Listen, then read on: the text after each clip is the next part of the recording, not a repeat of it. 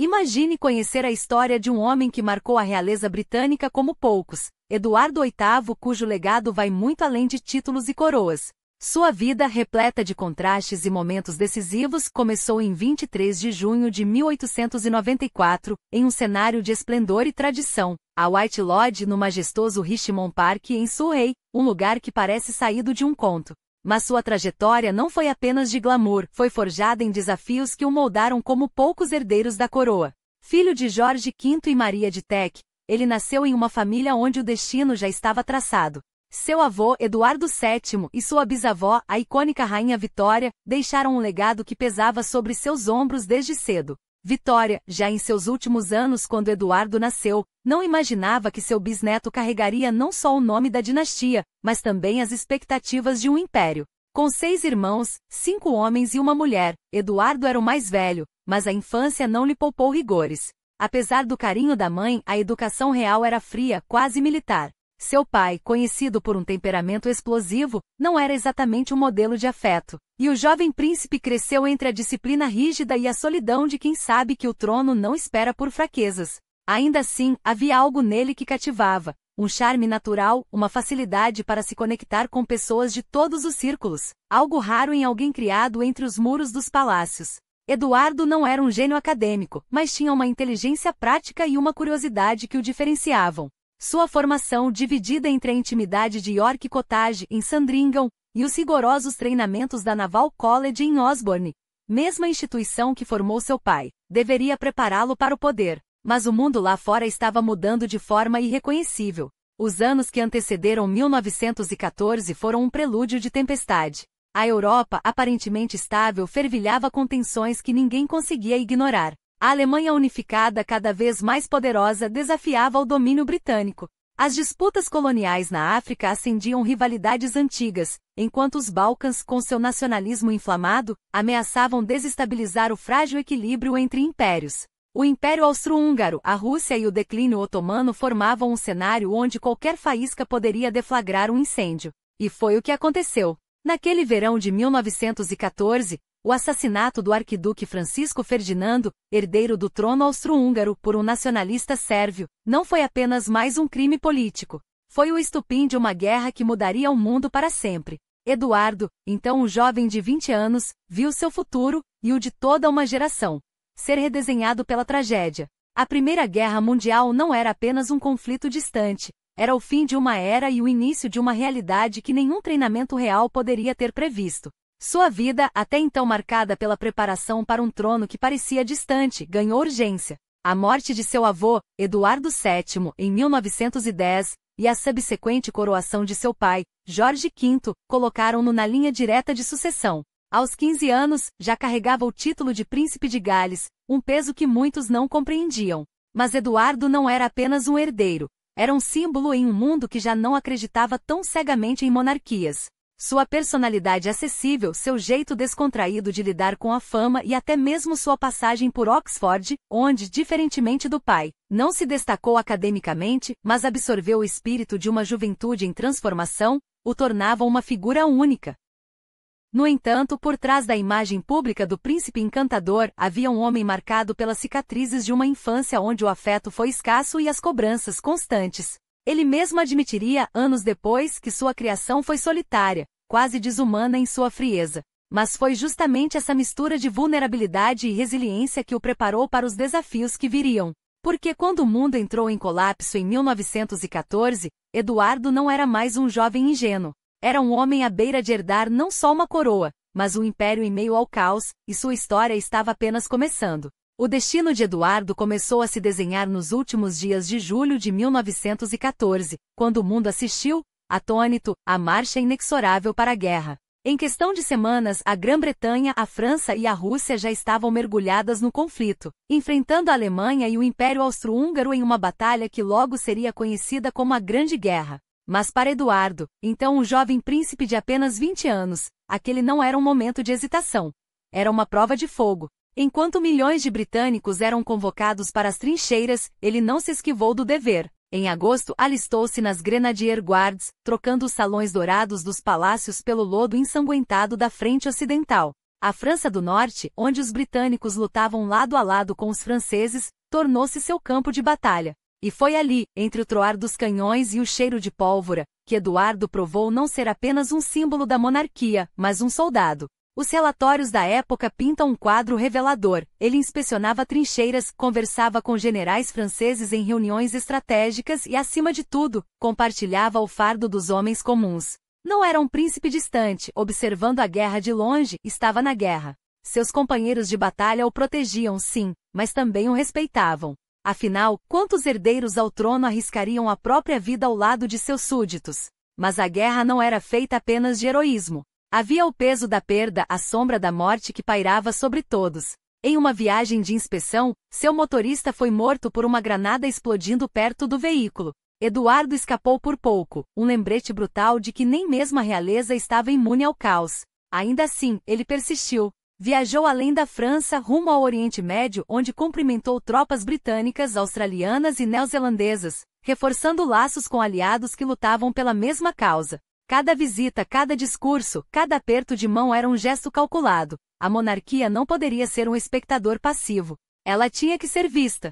Enquanto isso, em Londres, a guerra provocava uma crise de identidade na própria família real. O nome Saxe-Coburg-Gotha, herdado da linhagem alemã da Rainha Vitória, soava cada vez mais como uma traição em tempos de bombardeios aéreos e propaganda anti-germânica. O primo de Eduardo, o Kaiser Guilherme II, era o rosto do inimigo.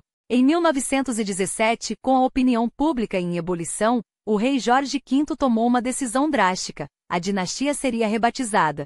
Windsor, um nome profundamente inglês, ligado ao castelo ancestral a oeste de Londres, substituiria o passado germânico. Era uma jogada de mestre. A monarquia se reinventava como um símbolo de unidade nacional, justamente quando o país mais precisava acreditar em algo. E Eduardo? Ele absorveu a lição. A guerra o havia transformado. Já não era o jovem inseguro, marcado pela frieza de sua educação. Agora, era um homem que entendia o poder da presença, da conexão. Quando o conflito terminou, em novembro de 1918, ele emergiu não apenas como um veterano, mas como uma figura pública carismática, capaz de cativar multidões.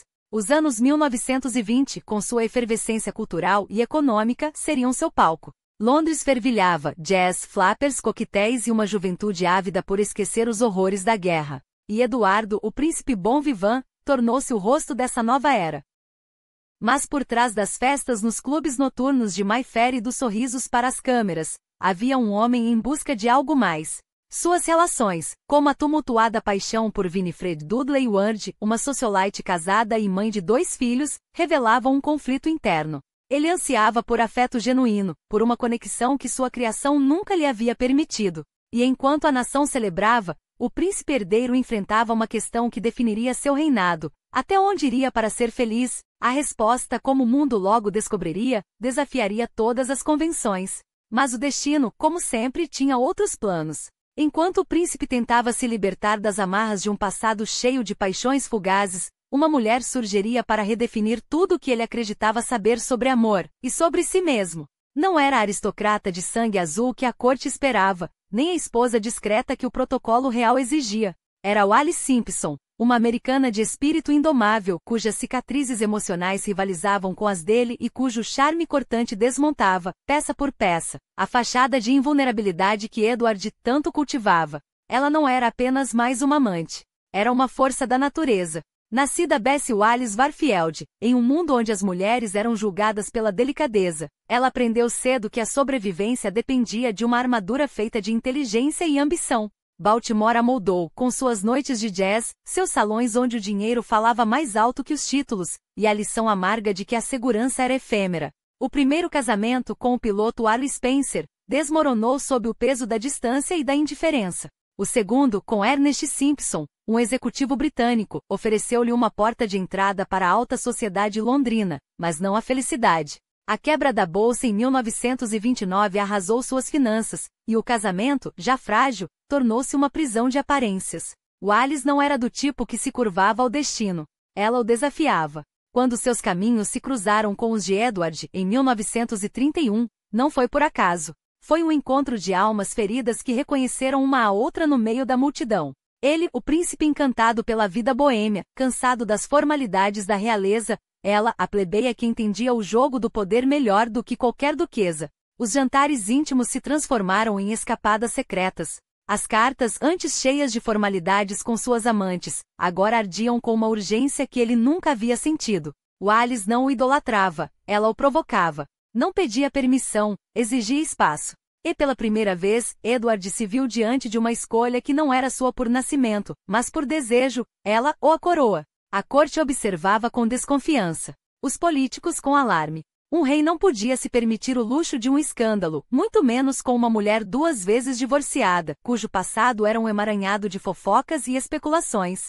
Mas Edward, que sempre havia sido o príncipe bon vivant, o diplomata carismático que conquistava multidões com um aperto de mão, agora se via preso em sua própria armadilha. Quanto mais tentavam afastá-lo de Wallis, mais ele se apegava a ela. Não era apenas amor. Era uma rebelião silenciosa contra tudo que sua vida havia sido. Um título herdado, um script escrito por outros, um futuro que nunca lhe pertenceu. E então, em 1934, ele tomou uma decisão que abalaria os alicerces da monarquia. Rompeu com Freda Dudley Ward. Cortou laços com as amantes que até então haviam sido meros passatempos. Wallis Simpson não seria mais uma entre muitas. Ela seria a única. O príncipe, agora rei em espera, estava disposto a arriscar tudo, não apenas por paixão, mas pela primeira vez em sua vida por escolha. O problema? A escolha dele era exatamente o que o Império Britânico não podia tolerar. E Wallis Simpson? Ela era o oposto de tudo que a realeza britânica representava, e era exatamente isso que o tornava irresistível. Jovem, vibrante, cheia de vida, enquanto o Império se afogava em tradições sufocantes. Os relatórios da época não deixam dúvidas. Por volta de 1934, Edward já não era mais um homem dividindo afetos. Era um homem possuído. Ele está completamente sob o controle dela, sussurravam os cortesãos, como se isso fosse um escândalo, e não a primeira vez na história que um rei se curvava a uma mulher. Mas desta vez não se tratava de um capricho passageiro. Edward queria mais. Queria o impossível, casar-se com ela. Queria fazê-la rainha. E por que não? Wallis tinha tudo para brilhar. Elegância, inteligência, uma presença que eclipsava até as damas mais ilustres da corte. Ela será uma consorte incrível, sonhava Edward, enquanto os assessores do palácio trocavam olhares alarmados. Mas a realidade bateu à porta com uma crueldade implacável. Isso não é possível, majestade. Uma divorciada? Uma americana? Uma mulher que já tinha 2 maridos nas costas? O establishment britânico não iria permitir. A Igreja da Inglaterra, da qual o rei era o chefe supremo, jamais abençoaria tal união. E assim, o que deveria ser um conto de fadas se transformou em um campo minado político. Os serviços secretos foram acionados. A Special Branch passou a monitorar cada passo do casal, cada jantar íntimo, cada viagem suspeita. Os relatórios se acumulavam. A senhora Simpson exerce influência excessiva sobre Sua Majestade. Sua presença desestabiliza a monarquia. O povo não aceitará uma rainha com esse passado. Mas Edward não ouvia. Ou melhor, ouvia e se rebelava. Enquanto o mundo observava, ele insistia em apresentar Wallis aos círculos mais próximos, não como uma amante, mas como a futura rainha. E foi aí que o pesadelo começou. Em 20 de janeiro de 1936, o impensável aconteceu. George V, o rei que havia guiado o império através da Primeira Guerra, faleceu. Com ele morreu também a última barreira entre Edward e o trono. No dia seguinte, o príncipe playboy, o eterno rebelde, foi proclamado Edward VIII. O homem que nunca havia levado nada a sério, nem os documentos de Estado, nem as obrigações reais, nem sequer a própria coroa. Agora era o soberano de um império à beira do colapso. E seu primeiro ato como rei? Ignorar tudo que não fosse Wallis. Enquanto a Europa ardia em tensões com a Alemanha de Hitler se rearmanado, a Itália de Mussolini expandindo seu poder e o Japão devorando a Ásia, Edward se preocupava apenas com uma coisa: como tornar sua amada rainha. O mundo mudava a uma velocidade assustadora, a Grande Depressão esmagava economias, o fascismo avançava, a União Soviética se erguia como uma ameaça ideológica. E o novo rei? Preferia festas em Londres a reuniões com primeiros ministros. Troca documentos de Estado por cartas de amor. Deixa ministros desesperados à espera de audiências que nunca acontecem. Era o pior momento possível para um rei frívolo. A Grã-Bretanha precisava de um líder, não de um sonhador. Precisava de alguém que entendesse que o Tratado de Versalhes havia deixado a Alemanha humilhada e faminta por vingança. Que a Itália sob Mussolini já não era mais uma aliada confiável. que o Japão, com sua expansão na Manchúria, ameaçava o equilíbrio de poder no Oriente, que a Espanha mergulhava em uma guerra civil que poderia inflamar toda a Europa, que a economia global ainda tremia com os efeitos do crash de 1929. Mas Edward VIII, ele só tinha olhos para Wales. E enquanto o Império Britânico se desfiava nas costuras, o rei planejava seu próximo encontro com a mulher que, contra todas as probabilidades, ele jurava tornar sua rainha. A questão já não era se ele abdicaria.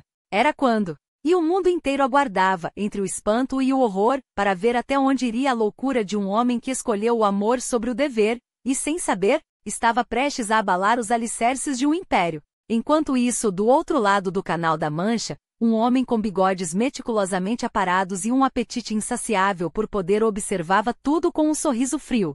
Hitler já comandava a Alemanha com mão de ferro e em 1933, depois de anos de instabilidade, o partido nazista consolidava seu domínio absoluto. A democracia alemã, outrora frágil, agora se desmanchava como papel queimado, e o mundo assistia, entre a incredulidade e o medo, à ascensão de um regime que não escondia suas intenções. 12 meses antes de Edward subir ao trono, os tambores de guerra já soavam. A Alemanha rearmava-se em ritmo alucinado, rasgando o Tratado de Versalhes com o mesmo desdém com que um leão rasga a pele de uma presa. Eles deviam saber que isso aconteceria, murmuravam os generais em Berlim, enquanto as fábricas trabalhavam dia e noite para forjar canhões em vez de arados. E Edward só tinha olhos para Wales, e para o perigoso jogo de xadrez que se desenrolava na Europa. A princípios de seu reinado, enquanto ministros suavam frio com os relatórios de inteligência vindos de Berlim, o rei preferia os coquetéis no iate de Lord Moyne,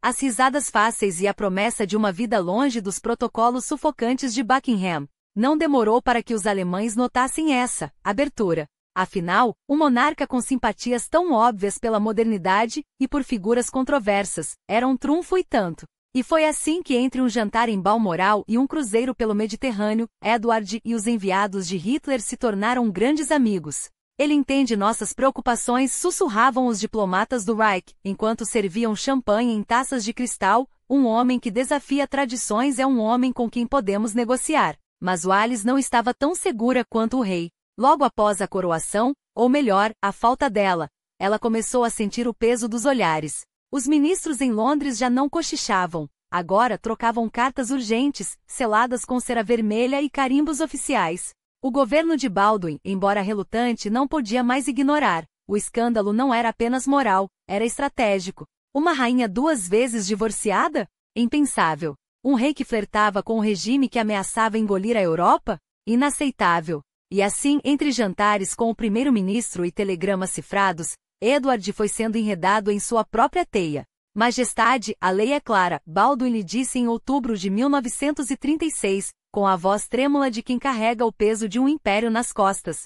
Se a senhora Simpson não estiver livre para se casar antes da primavera, não haverá casamento. E sem casamento, não haverá rei. Wales, por sua vez, jogava suas próprias cartas. O divórcio de seu segundo marido, Ernest Simpson, estava quase finalizado, mas as leis britânicas eram implacáveis. Mesmo livre, ela não poderia se casar com Edward por 6 longos meses. 6 meses em que o mundo não pararia de girar. 6 meses em que a Alemanha continuaria a se armar. 6 meses em que a paciência do povo britânico e de seus dominions se esgotaria. Eles não vão esperar, avisavam os assessores do rei.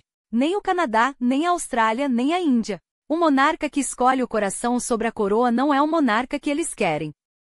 E então veio o ultimato. Em 16 de novembro, Baldwin sentou-se diante de Edward com um documento que não era um pedido mas uma sentença, ou ele abandonava Wales ou abandonava o trono. Não há meio termo, majestade, disse o primeiro-ministro, os olhos cansados refletindo o fogo da lareira. O parlamento não cederá. O povo não cederá. E eu não posso salvá-lo disso. Edward ouviu em silêncio, os dedos tamborilando no braço da poltrona. Ele já sabia a resposta. Já a soubera no momento em que Wales lhe sorriu pela primeira vez em uma festa abafada de Londres. Já a soubera quando escolheu beijá-la em vez de assinar papéis de Estado. Uma semana depois, em 27 de outubro, o divórcio de Wales foi finalmente decretado. Mas a vitória era amarga. Ela ainda não poderia se casar. E Edward, impaciente como sempre, já não aguentava mais esperar. A coroação, adiada uma vez, nunca aconteceria. os planos para um novo parlamento engavetados. Até seu irmão, o reservado Duque de York, era preparado nos bastidores para assumir o que restaria do trono. Eles estão me empurrando para a saída, Edward murmurou para Wallis naquela noite, enquanto a chuva batia nas janelas de Fort Belvedere. Mas não vou sair sozinho. O resto, como se costuma dizer, é história. Mas não uma história de amor triunfante, não ainda. Era o prelúdio de um terremoto. Um rei prestes a se tornar um homem comum. Um império prestes a perder sua alma. E um mundo que em menos de 3 anos estaria em chamas. Fim de novembro. 2 semanas de silêncio tenso, como a calma antes da tempestade. E então, como um raio cortando a noite, a proposta surgiu, não qualquer proposta, mas uma solução tão ousada quanto desesperada, um casamento morganático. Edward poderia manter o trono, Wallis seria sua esposa, mas nunca rainha. Uma farsa elegante, um acordo que salvava as aparências enquanto esmagava a essência do que ambos desejavam. Você será minha mulher, mas não a consorte do rei, disseram-lhe, como se isso fosse um consolo. Como se Wallis Simpson, com seu olhar afiado e sua vontade de ferro, fosse se contentar com migalhas de um banquete que lhe era devido por direito. O parlamento, esse monstro de 1000 cabeças, começou a se mexer. Baldwin, o primeiro-ministro de maneiras suaves e punhos de aço, agiu com uma velocidade que traía sua habitual compostura. Cartas foram despachadas aos 4 cantos do império, consultas urgentes com os domínios, reuniões fechadas onde uma verdade incômoda se impunha. Ninguém queria Edward no trono se ele se casasse com ela. Não era apenas uma questão de amor, era uma questão de sobrevivência. A monarquia não poderia suportar o peso de um escândalo tão íntimo, tão humano, tão perigoso. E enquanto os lordes debatiam e os jornais especulavam, Wallis, sempre astuta, retirou-se para a França, como se o Ardicane pudesse lavar a mancha que se espalhava sobre seu nome. Mas a mancha não saía. Pior, crescia. Em dezembro, a crise constitucional já não era um sussurro nos corredores do poder, era um grito. Churchill, o bulldog teimoso, lutava sozinho por uma solução que mantivesse Edward no trono, mas até ele sabia que a batalha estava perdida. O governo não cedia, o povo murmurava e o rei já havia feito sua escolha. Em 10 de dezembro, o instrumento de abdicação foi assinado. Um papel que selava não apenas o fim de um reinado, mas o início de um exílio. 327 dias. Esse foi o tempo que Edward VIII governou, o reinado mais curto da Inglaterra desde o século XV. Um pesca-pisca na história, mas um pesca-pisca que queimou a retina do mundo. Na noite de 11 de dezembro, sua voz trêmula ecoou pelos rádios do Império. Achei impossível carregar o pesado fardo da responsabilidade e cumprir meus deveres como rei. Como gostaria de fazer sem a ajuda e o apoio da mulher que amo. Palavras que soavam como uma rendição, mas que para ele, eram uma declaração de guerra. O trono ou Wallis? Ele escolheu Wallis. E assim no dia 13, enquanto a neve caía sobre Londres como um sudário, Edward deixou de ser rei. Seu irmão, George VI, agora carregava a coroa que ele havia jogado fora com um gesto de desespero romântico. Mas o drama não terminara. Restava uma última humilhação, os títulos. O que chamar do homem que fora rei? E mais doloroso ainda, o que chamar da mulher por quem ele abdicara? Duque e Duquesa de Windsor. Soava como uma piada cruel. Um presente envenenado, uma concessão que os mantinha à distância, como se o próprio ar da Inglaterra pudesse se contaminar com sua presença. Wallis, é claro, não recebeu o tratamento de Sua Alteza Real. Isso seria demais para um império que ainda tremia com a afronta. Ela será sempre apenas Mr. Simpson para nós, decretaram frios. Como se o título, ou a falta dele, pudesse apagar o fato de que ela havia derrubado uma monarquia com nada mais que um olhar e uma determinação inquebrantável. Eles partiram para a França, onde o Chantal de Candé os recebeu como refugiados de uma corte que os havia expulsado. Em 3 de junho de 1937, casaram-se finalmente não com pompa, mas com a sombra da realeza pairando sobre eles como um fantasma. Nenhum membro da família real compareceu. Nenhum representante do governo britânico. Apenas alguns amigos leais e a certeza de que dali em diante, seu lugar no mundo seria sempre à parte. Paris se tornou seu refúgio, uma cidade onde podiam ser, se não felizes, ao menos livres. Mas a liberdade tem seu preço. Edward, agora Duque de Windsor, descobriu que a abdicação não era um gesto heróico, era um exílio perpétuo. Seu irmão, o novo rei, lhe ofereceu uma pensão, uma mesada real que soava como esmola. Você renunciou a tudo, parecia dizer cada cheque que chegava. Agora vive com as consequências. E as consequências eram amargas. A Inglaterra que um dia o amara agora o esquecia. Ou pior, o lembrava com ressentimento como um erro que não deveria ter acontecido. Passemos adiante, murmuravam, como se apagar seu nome dos livros de história pudesse apagar a vergonha de tê-lo tido como rei. Mas Edward não era homem de se esconder. Ele e Wallis viajavam, frequentavam a alta sociedade, sorriam para as câmeras como se o mundo ainda fosse deles. Mas nos olhos dele, nos momentos quietos, havia algo que não podia ser disfarçado. A dor de um homem que havia trocado um império por um amor e agora descobria que nenhum dos dois era verdadeiramente seu. A Europa, enquanto isso, ardia. Hitler subia, a guerra se aproximava, e o Duque de Windsor, outrora símbolo de um reino, tornava-se uma nota de rodapé na história. Talvez tenha sido melhor assim, diriam alguns. Mas para Edward, que olhava pela janela de seu exílio dourado em Paris, a pergunta permanecia: valeu a pena? E a resposta, como sempre, estava no silêncio entre ele e Wallis. Um silêncio que falava mais que qualquer discurso. Eles entraram no reino juntos e que espetáculo foi! Não um reino de coroas e cetros, mas um reino de ilusões, cuidadosamente construído sobre areia movediça. A Europa dos anos 1930 não era mais o palco de monarcas, mas de ditadores, e Edward, o homem que abdicara de um trono, agora se via cortejado por outro tipo de poder. Um poder que prometia ordem onde havia caos, grandeza onde reinava a decadência. Hitler ascendia e a Alemanha, outrora de joelhos, parecia renascer das cinzas. Era fascinante, não? Um país que em poucos anos transformará a desesperança em disciplina, o desemprego em produção, a vergonha em orgulho.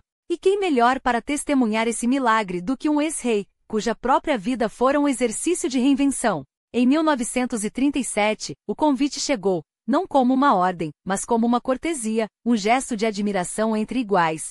Venha ver, Sua Alteza, como se constrói um futuro. E Edward, ávido por propósito, aceitou.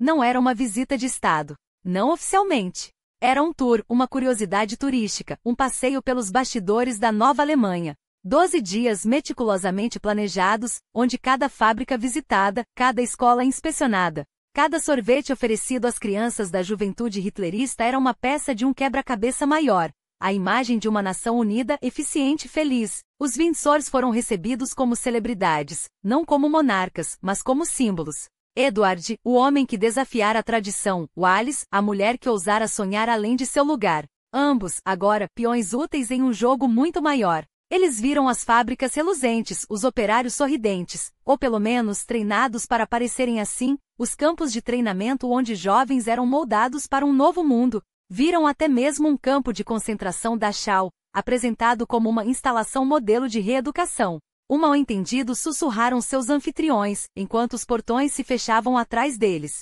Edward, sempre tão sensível a gestos de lealdade, deve ter sentido algo, um arrepio, uma dúvida, mas o show continuava. E o show era perfeito. À noite, jantares com a elite nazista. Ribbentrop, o futuro ministro das Relações Exteriores, brindando a amizade anglo-germânica, Goebbels, o mestre das sombras, observando Wallis com um sorriso que não chegava aos olhos. Speer, o arquiteto dos sonhos de Hitler, descrevendo a nova Berlim que surgiria das entranhas da guerra. E Edward no centro de tudo, ouvindo, assentindo, talvez até acreditando que aquilo era o futuro, um futuro onde homens como ele ainda tinham lugar. Mas havia algo de podre naquele banquete. Não nas palavras nem nos brindes, mas no que não era dito. Nas perguntas que ninguém fazia. Nos olhares trocados entre os oficiais quando achavam que ninguém os via. E acima de tudo na maneira como Wallis, sempre tão astuta, mantinha as mãos firmemente entrelaçadas sobre a mesa, como se temesse que se a soltasse, tudo desmoronaria. Porque no fundo ambos sabiam, não eram convidados. Eram úteis. Edward, o ex-rei que poderia ser uma ponte entre Londres e Berlim. Wallis, a americana que entendia o poder da imagem melhor do que qualquer diplomata. E a Alemanha nazista, mestre em transformar fraqueza em arma, via neles não aliados, mas ferramentas. Quando o trem os levou de volta a Paris, em outubro de 1937, a Europa já cheirava a pólvora. Edward, porém, ainda se agarrava à ilusão de que havia visto o nascer de uma era. Wallis, mais pragmática, guardava silêncio. Talvez porque, ao contrário dele, ela já soubesse que algumas portas, uma vez abertas, não podem mais ser fechadas. E a história, implacável, estava prestes a prová-la certa. E então, como se a história quisesse provar que a ingenuidade pode ser tão perigosa quanto a maldade, os Windsor se deixaram envolver pela coreografia macabra do Reich. Não por acaso, mas por escolha. Em 14 de outubro, enquanto as folhas caíam sobre Berlim como presságios silenciosos, Edward teve o privilégio de ser recebido por Hermann Göring no seu refúgio de caça em Carinhal, um homem cuja risada estrondosa escondia o apetite voraz de um abutre. Segundo na hierarquia nazista, mas primeiro na arte de disfarçar ambição em cortesia, Göring desdobrou diante do ex-rei um mapa da Europa Central onde a Áustria já não era um país, mas uma peça no tabuleiro alemão. Uma questão de tempo, majestade, teria sussurrado, enquanto os dedos grosso-calosos de um carniceiro acariciavam as fronteiras traçadas à tinta fresca. E Edward sorriu, não protestou. Afinal, que importância tinha a soberania alheia quando se estava tão ocupado sendo cortejado? Wallace, por sua vez, dedicou-se a um passeio pelos arsenais da morte, fábricas onde tanques nasciam como bestas de aço e submarinos eram batizados com o nome de futuras vítimas. Tão impressionante, tão eficiente, teria comentado, enquanto operários em macacões sujos de graxa erguiam os braços em saudação a um futuro que já cheirava a naftalina e sangue. O casal, afinal, não estava ali por acaso. Estavam trabalhando. Durante 2 semanas, os Windsor se empenharam em um projeto que nem mesmo os propagandistas de Goebbels ousariam sonhar. Um cartaz de recrutamento para a causa nazista, estampado com sorrisos britânicos. Uma aliança natural, repetiam, como se a história não estivesse gritando o contrário. Até que chegou 22 de outubro. O Bergau, o ninho de águia de Hitler nos Alpes, onde o ar rarefeito parecia embotar até a última recha de bom senso. Ali, entre tapeçarias bordadas com suásticas e janelas que enquadravam um horizonte roubado, Edward e o Führer trocaram mais do que cumprimentos, trocaram promessas. A Alemanha precisa de amigos como você, teria dito Hitler, enquanto o ex-rei, embriagado pela ilusão de ainda ter algum poder, oferecia o que restava de sua influência como moeda de troca. Contem conosco, garantiu, como se a Grã-Bretanha fosse um feudo seu para entregar. Wallace, que chegou tarde à reunião, será que demorou de propósito? Completou o quadro com seu sorriso afiado. A Europa precisa de estabilidade, murmurou, enquanto lá fora, na noite fria, os ventos já sopravam na direção de Viena. O jantar que se seguiu foi uma farsa de diplomacia. Risos forçados, brindes a uma paz que ninguém ali acreditava possível e o inevitável rei Hitler que selou a noite, um gesto que Edward, em seu delírio de relevância, imitou com um entusiasmo que doía aos olhos. Eles nos entenderam, escreveu Wallace mais tarde, em uma carta que nunca deveria ter sido enviada. Mas a história, como sempre, leu nas entrelinhas. O que os Windsor entenderam foi que para Hitler, eles não passavam de peões úteis. Peões que, em troca de jantares finos e promessas vazias, ajudavam a legitimar o avanço da máquina de guerra nazista sobre a Áustria, a Tchecoslováquia, a Polônia. 3 países, um destino, repetia Göring, enquanto Edward assentia, cego ao fato de que aquele destino era uma vala comum. E então, como se o universo quisesse rir da sua própria ironia, Rudolf Hess, o fiel cão de guarda de Hitler, os recebeu em Munique para uma íntima exibição de miniaturas de tanques e aviões.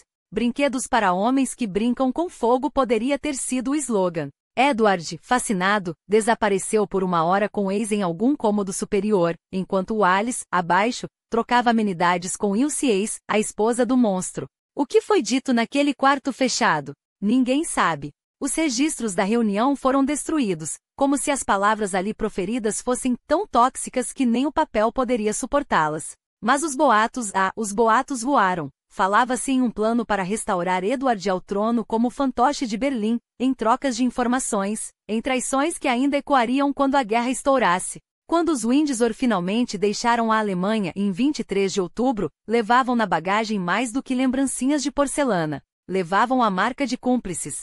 Enquanto o trem os conduzia de volta a Paris, onde Wallace já alugara um palacete na Boulevard Suchet, completo com bar americano e vista para o nada, a Áustria engolia em seco. Em março de 1938, Hitler cumpriria sua promessa. As tropas marchariam sobre Viena sem disparar um único tiro, recebidas por uma multidão que, entre aplausos e lágrimas, não sabia que estava enterrando sua própria liberdade. Anschluss chamaram unificação. Mas o mundo, que ainda tinha olhos para ver, chamou pelo nome certo: invasão. E os Windsor? Em seu exílio dourado entre coquetéis e jantares com a alta sociedade colaboracionista, fingiram não ouvir os gritos que vinham do leste. Afinal, quando se escolhe dançar com o diabo, o som da música sempre abafa o barulho dos ossos quebrando. Enquanto a Europa ardia, os Windsor brincavam de turistas em um continente que já não lhes pertencia. Que pena, sussurravam nos salões de Lisboa, entre taças de vinho do Porto e sorrisos cúmplices para os novos donos do continente. A expansão alemã? Um mero contratempo geopolítico, segundo o ex-rei. Enquanto as divisões blindadas de Hitler esmagavam a Polônia sob suas lagartas em setembro de 1939, a unificação da Tchecoslováquia? Um detalhe burocrático. Os estados bálticos, territórios em transição, diziam com um encolher de ombros, enquanto as botas nazistas pisoteavam suas fronteiras. E então veio a guerra. Não a guerra dos livros de história, não a guerra dos discursos pomposos, mas a guerra real, a que faz tremer as mãos dos soldados na linha de frente, a que transforma cidades em escombros, a que enterra sonhos sob montanhas de cadáveres. Em 3 de setembro de 1939, quando Londres e Paris finalmente acordaram de seu sono de complacência, foi tarde demais. A declaração de guerra soou como um grito no vazio, um gesto simbólico enquanto a Wehrmacht já avançava, implacável.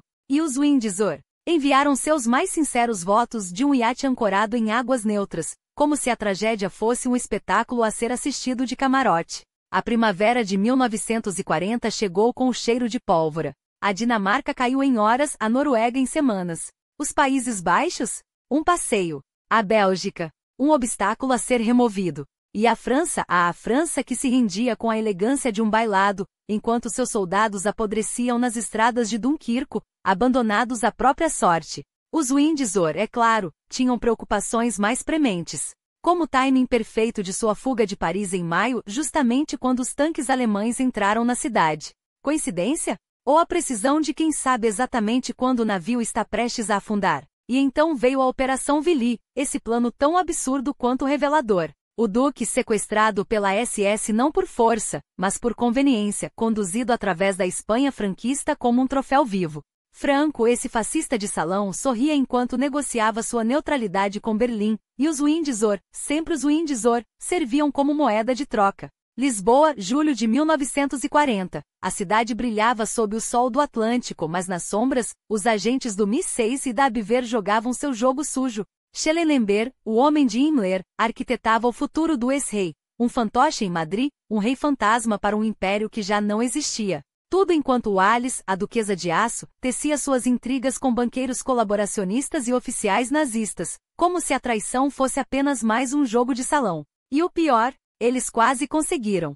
Se não fosse pela teimosia de Churchill, que via nos Windsor não apenas um embaraço, mas uma ameaça, se não fosse pela pressa dos próprios alemães, que subestimaram quão podre estava o fruto que colhiam. A Operação Willy abortada não foi um fracasso, foi um aviso. Um espelho quebrado que refletia o verdadeiro rosto daqueles que, em nome do privilégio, estavam dispostos a vender até a própria pátria. Enquanto isso, em Lisboa, o casal seguia sua rota de fuga dourada de Bragança a Cascais, sempre um passo à frente das consequências. Afinal, para quem já trocou uma coroa por um título de cortesia, que diferença faz trocar a lealdade por um salvo-conduto? A Inglaterra queimava, a Europa sangrava. E eles? Eles apenas viajavam.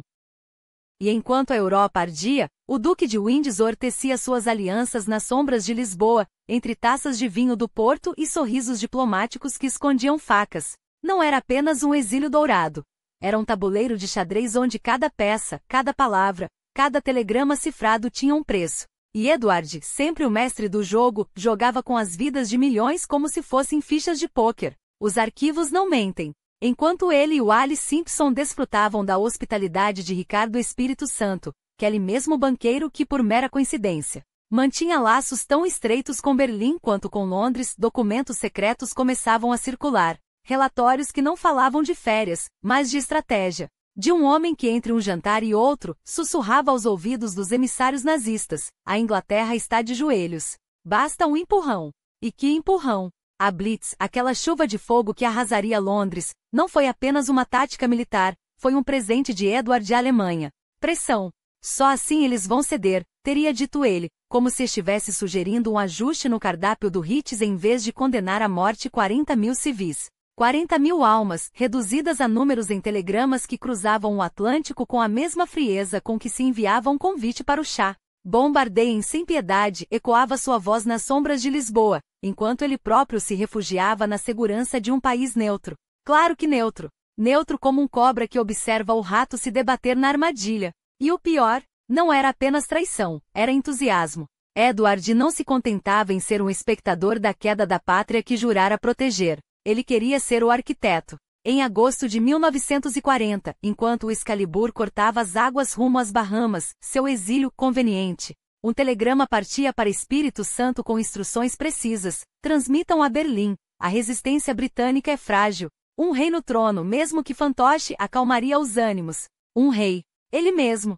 O homem que abdicara por amor agora se oferecia como peão de Hitler, desde que a coroa fosse reluzente o suficiente para esconder a mancha de sangue. Eis a ironia cruel. Enquanto Churchill, com sua voz de trovão, unia uma nação sob a bandeira da resistência, Edward, o verdadeiro rei, conspirava para entregá-la de bandeja. Instalem-me no trono após a vitória alemã, teria proposto, como se a monarquia fosse um troféu a ser disputado entre potências, e não um símbolo de um povo. Eu farei com que eles aceitem. Aceitar o quê? A rendição? A escravidão? O jugo de um regime que já provara o que fazia com quem ousava resistir? Mas a história, como sempre, tem seus revides. Os serviços secretos britânicos não eram cegos. Nem os americanos. Quando o casal desembarcou nas Bahamas, aquele paraíso tropical que deveria ser seu refúgio, já eram vigiados. Cada palavra, cada visita suspeita, cada carta interceptada. Porque o FBI, sob as ordens de Hoover, sabia. Wallis não era apenas uma socialite ambiciosa. Era amante de Joachim von Ribbentrop, o ministro das Relações Exteriores do Terceiro Reich. O mesmo Ribbentrop que em 1936, como embaixador nazista em Londres, já havia sondado Edward sobre uma possível colaboração. Se a guerra terminar com uma vitória alemã, escreveu um informante, o Duque será nossa peça-chave para pacificar os britânicos. Pacificar. Que eufemismo elegante para domar. E então vejam só a sorte, em 1941, quando o casal tentou visitar os Estados Unidos, apenas uma viagem de lazer, é claro. Foram recebidos com uma vigilância tão sufocante que até o ar que respiravam parecia vigiado. Roosevelt não era tolo. Sabia que aquele homem, com seu charme decadente e sua sede de relevância, era uma bomba relógio. Se ele voltar à Europa, alertou um relatório, será direto para os braços de Hitler. Mas Edward, em sua arrogância, ainda acreditava no contos de fadas. Sonhava com um trono restaurado, uma coroa de volta, um reino que o recebesse não como traidor, mas como salvador. Eles vão me querer de volta, murmurava, enquanto as bombas caíam sobre Londres e os corpos se amontoavam nas ruas. No fim, sempre sou eu que eles precisam. Até que a realidade o alcançou. As Bahamas não eram um trono. Eram uma prisão dourada. E quando a guerra terminou, e o mundo viu a extensão do horror que ele ajudara a alimentar, até seus antigos aliados nazistas o abandonaram. Porque traidores, afinal, são úteis apenas enquanto servem a um propósito. E Edward, ele servirá ao seu. Provar que no fundo não havia lealdade que não pudesse ser comprada, nem pátria que não pudesse ser vendida. Pelo preço certo. A Inglaterra pergunta, quanto disso foi realmente vivido? Que pergunta curiosa, vinda de quem tanto sabe sobre o preço da traição. Mas não se preocupe, vamos esclarecer tudo afinal, a memória é uma moeda que se gasta conforme a conveniência. Os agentes do FBI, esses incansáveis caçadores de sombras, talvez tenham se deixado levar pela própria imaginação. Ou será que foi Edward quem os convenceu de que a verdade era apenas um detalhe negociável? Afinal, ele sempre teve um talento especial para transformar fatos em ficção, especialmente quando conveniente. E que melhor palco para essa arte do que as belas praias das Bahamas, onde tantos visitantes ilustres, como ele encontravam refúgio. A Flórida, com seu sol e seus segredos, também teria sido um ótimo destino, se não fosse pelo pequeno detalhe de que o mundo estava em chamas. 1941. 2 anos depois de Edward ter se instalado em seu reino tropical, a guerra chegou com força total. E ele? Bem, ele continuou a jogar seu jogo, um jogo que, para sua surpresa, já não tinha as mesmas regras. Os alemães, aqueles antigos amigos, começaram a perder o brilho. Hitler, o homem que um dia lhe prometera um lugar ao sol, agora mal conseguia manter seu próprio império de pé. A Operação Barbarossa, aquela invasão monumental da União Soviética, revelou-se um pesadelo. Moscou resistiu. Leningrado não caiu. Em 1942, o inverno russo fez o que nenhum tratado de paz jamais faria. Esmagou a máquina de guerra nazista. Enquanto isso, Edward, o ex-rei, o homem que um dia sonhara em ver a Grã-Bretanha de joelhos, assistia de longe ao desmoronamento de seus antigos aliados. Os Estados Unidos entraram na guerra e o mundo mudou. A maré virou. E ele? Ele continuou em sua ilha, governando com a mesma arrogância de sempre, até que até mesmo os colonos locais, aqueles que ele desprezava, começaram a se rebelar. Greves, protestos, a fúria de um povo que não queria mais ser tratado como peão em seu jogo de poder. E o que fez o grande duque de Windsor? Introduziu políticas de alívio com um sorriso diplomático enquanto, nos bastidores, sonhava com o dia em que poderia voltar a ser relevante. Mas a história não perdoa os que apostam no lado errado.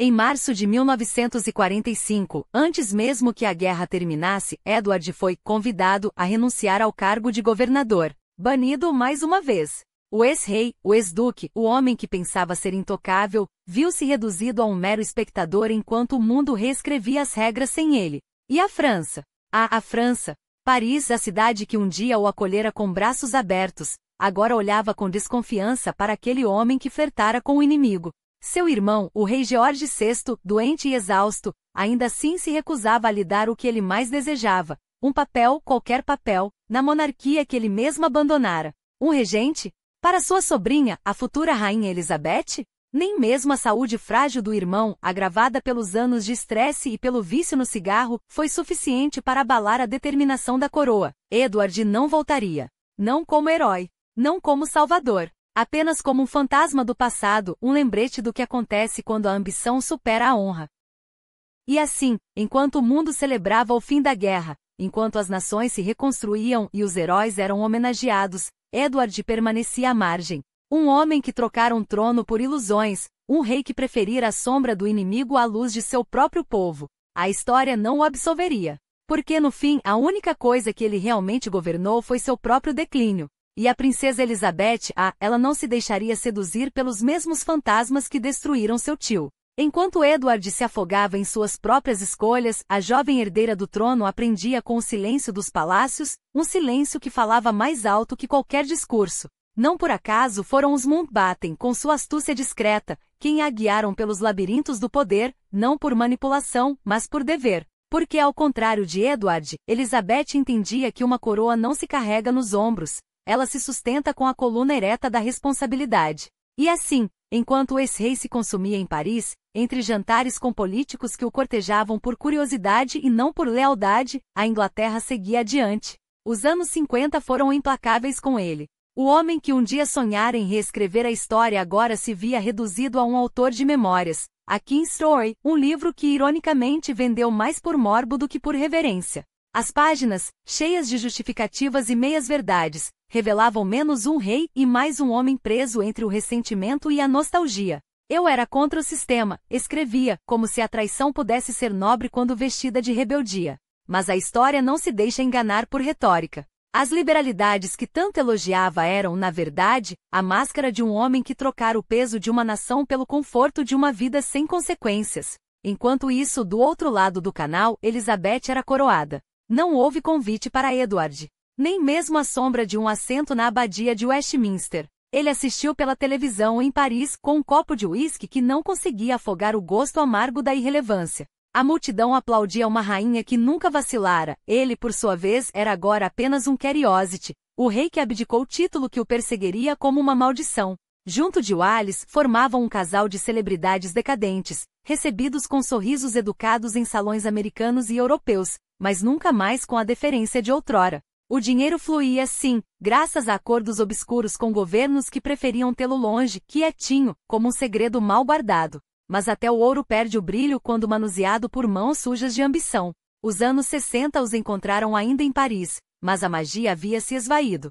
Wallis, outrora a mulher por quem ele abandonara um império, agora era apenas uma companheira de solidão. Os jantares no Ritz se tornaram rotina, as conversas com políticos, mera formalidade. Ele, que já fora mestre das intrigas, agora se via reduzido a um espectador. Até as visitas à Inglaterra eram incômodas, um lembrete de que, para o povo que um dia o amara, ele não passava de um estranho. Um homem que, em seus últimos anos, fumava sem parar entre uma cirurgia e outra, como se o tabaco pudesse queimar os erros do passado. Quando o câncer na garganta o condenou, nem mesmo a medicina americana, onde buscou refúgio como um náufrago, pôde salvá-lo. A ironia era cruel. O homem que tanto falará em liberdade agora estava preso a um corpo traído por seus próprios vícios. E foi assim, fraco e doente, que recebeu a visita de Elizabeth II em Paris. Não como uma reconciliação, mas como um gesto de piedade real. A rainha, sempre impecável, não veio como sobrinha, mas como monarca, um lembrete silencioso de que algumas escolhas não têm volta.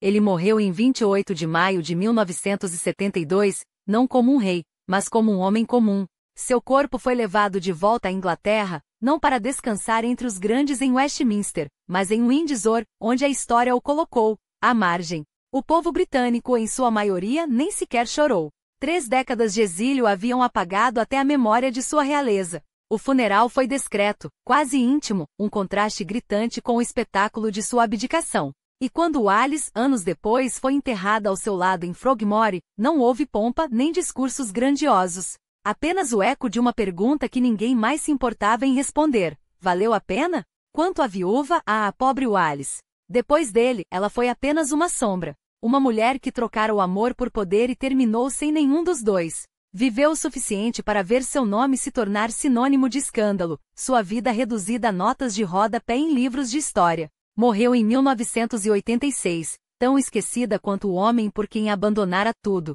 E assim termina a saga do rei que quis ser livre. Não com o estrondo, mas com um suspiro, o mesmo suspiro de alívio que a Inglaterra soltou quando ele partiu. Porque no fim, Edward VIII não foi vítima de ninguém, senão de sua própria ilusão.